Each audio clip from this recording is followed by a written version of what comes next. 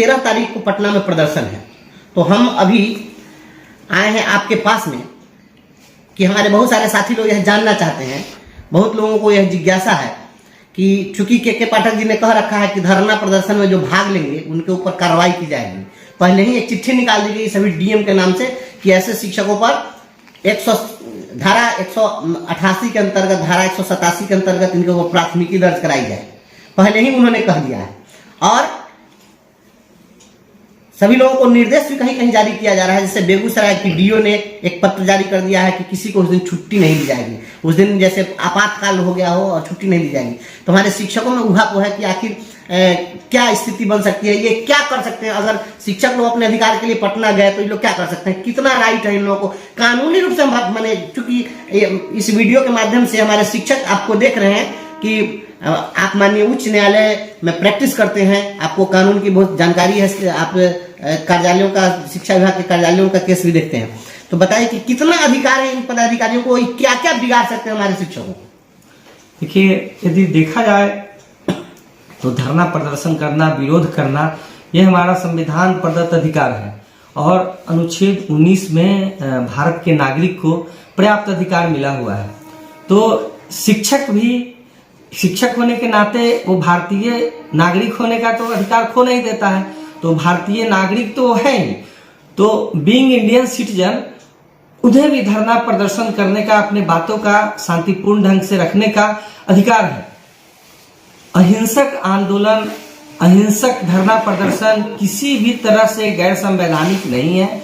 यदि किसी एडमिनिस्ट्रेटर को, प्रशासक के मन में ये बैठ गया है कि नहीं ये करेंगे तो हम कार्रवाई करेंगे, तो भ्रम में जी रहे हैं। हाल का दृष्टांत देना चाहेंगे, वो एक शिक्षिका बबीता कुमारी जिनको संगठन बनाने के आरोप में उन पर कार्रवाई किया गया था। आखिर इस के पाठक महोदय का उस केस में क्या हुआ? आप लोगों ने तो उस जजमेंट को देखा होगा, पढ़ा होगा। आखिर वहां तो इनकी नैतिक हार हुई ना। जैसे बबीता चौरसिया केस की आप चर्चा की है, तो बबीता चौरसिया केस में तो जो मैं पढ़ा उसमें तो बहुत कड़े कड़े शब्दों का इस्तेमाल किया है कोर्ट ने और कहा है कि यह सनकी भरा आदेश है, ऐसा उसमें लिखा हुआ है।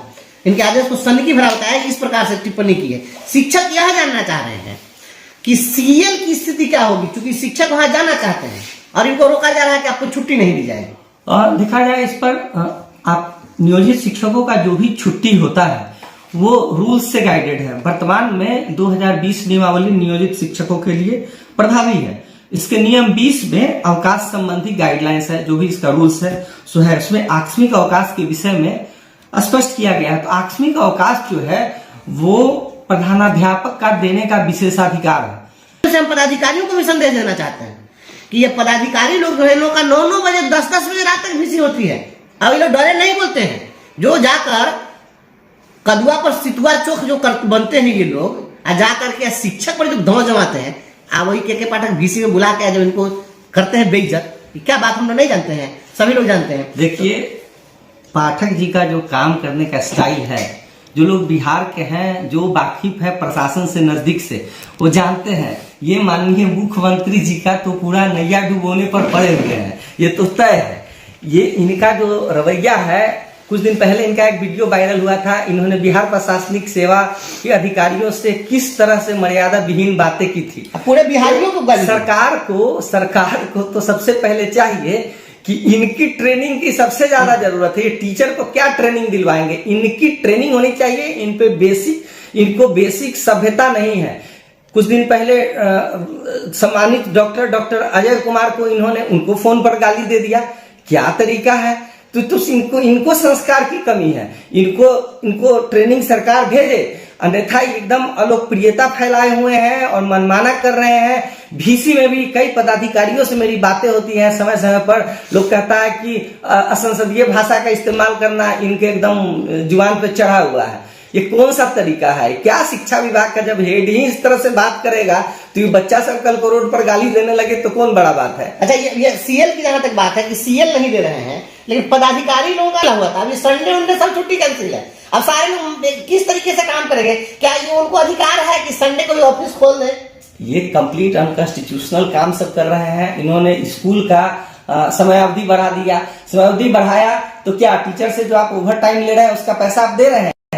आप इसी तरह से अधिकारी को ओवर टाइम ले रहे हैं, क्लर्क लोग से ओवर टाइम ले रहे हैं, उसका कोई पैसा दे रहा है, तो संवैधानिक अधिकार का तो इनको बस एक चढ़ा हुआ है कि हम एक सीनियर IAS ऑफिसर हैं, हमको कोई रोकने वाला नहीं है। आते हैं उन शिक्षकों को कह रहे हैं जिला बदल कर देंगे, तरह तरह से प्रताड़ित कर रहे हैं। ये कहीं से न्याय संगत है? जो आदमी आपको काम दे, आपके लिए अपना जीवन से 20 साल तक लोग नौकरी कर लिया है, उसको आप प्रताड़ित कर रहे हैं। महिला है प्रताड़ित हो रही, कई महिलाएं बीमार पड़ गई, कई के साथ क्या समस्या हो गया, आप कभी इस पर, जबकि शिक्षा विभाग का शुरू से ही कंसेप्ट रहा है कि आसपास ही उनका ट्रांसफर होता है, ट्रांसफर में प्राथमिकता देने तक का प्रोविजन रहा है। महिला शिक्षिका को, विकलांग को प्राथमिकता मिलता रहा है ट्रांसफर में। उसके अलावा प्रमोशन भी देते हैं तो प्राथमिकता मिलता है कि उस विद्यालय में सीट खाली है तो उसी विद्यालय में रहने देने का।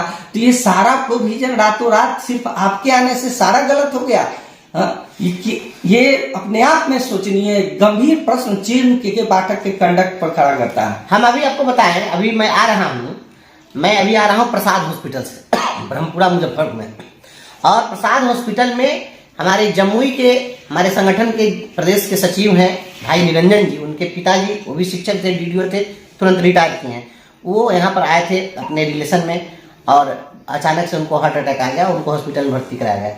मैं ICU में उनसे मिलने के लिए गया था, और जब मैं ICU में गया, जब मैं उनसे मिल रहा था तो बगल के बेड पर जिसके नाक में ऑक्सीजन लगा हुआ है और ICU में एक महिला भर्ती है, और वह कहती है ब्रजवासी सर। मैं तो चौंक गया कि ICU में मेरा नाम लेकर के कौन ही महिला पुकार रही है। बोली कि के पाठक का दंश झेल रहे हैं हम, ये के पाठक करतूत के कारण आज हम ICU में भर्ती हैं। इस ठंड में जिस तरीके से प्रताड़ित किया गया है, देर रात तक रखा गया, स्कूलों में बुलाया गया, परेशान होकर के, और इतनी बीमारी हो गई, इस तरीके से बीमार पड़ी है वो कि ICU में भर्ती।